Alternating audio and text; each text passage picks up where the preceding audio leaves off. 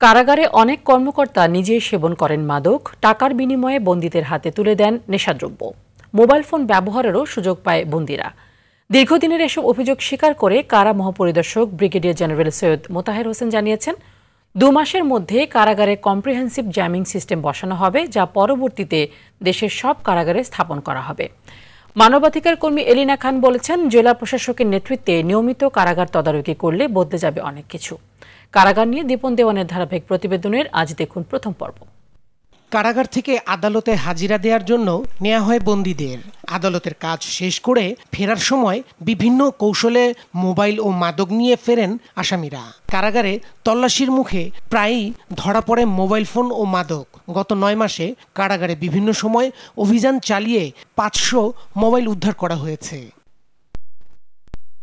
বাইরে থাকা বিভিন্ন অপরাধীরা টেনিস বলের মধ্যে করে মাদক ও মোবাইল দিয়ে ভিতরে ছুঁড়ে মারে। এর পাশাপাশি কারাগারের বিভিন্ন কর্মকর্তা কর্মচারীদের যোগসাজশ তো আছেই।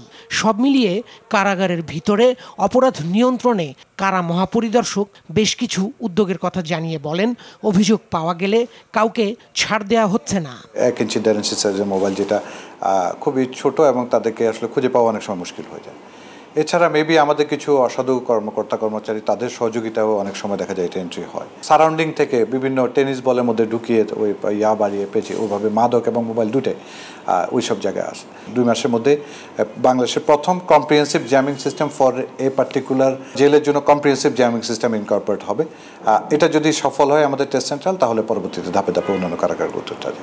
মানবাধিকার কর্মী অ্যাডভোকেট এলিনা খান বলেন, কারাগারের চিকিৎসকরা পর্যন্ত টাকার বিনিময়ে অসুস্থতার ভুয়া সার্টিফিকেট দিচ্ছেন বন্দীদের। ওখানকার ডাক্তারও হচ্ছে দুর্নীতিগ্রস্ত, তারা পয়সা দিয়ে যে অসুস্থ তাকে কিন্তু দেয় না, অন্যজনকে দেওয়া হয়। আইজি তো চেষ্টা করবেই তার যে লোকজন আছে তার মাধ্যমে, কিন্তু উনি যদি না পারেন, ওনার মনিটরিং সিস্টেম যদি খুব দুর্বল হয়ে থাকে, একদম রুট লেভেল পর্যন্ত না করতে পারেন, তাহলে পরে আপনার কোনো কিছু করা থাকবে না। সেজন্য রাষ্ট্রকে জবাবদিহিতার মধ্যে ওনাদেরকে নিয়ে আসতে হবে। দুর্নীতি দমন কমিশনের থেকে যদি একটা গোপন তথ্যতে দেখা যায় যে কার কত আয় এবং তার ব্যয় অনুযায়ী তার বাড়ি ঘর সম্পত্তি কী অবস্থা আছে, তারই কিন্তু এটা বের হয়ে যায় যে এখানে কারা কারা জড়িত আছে।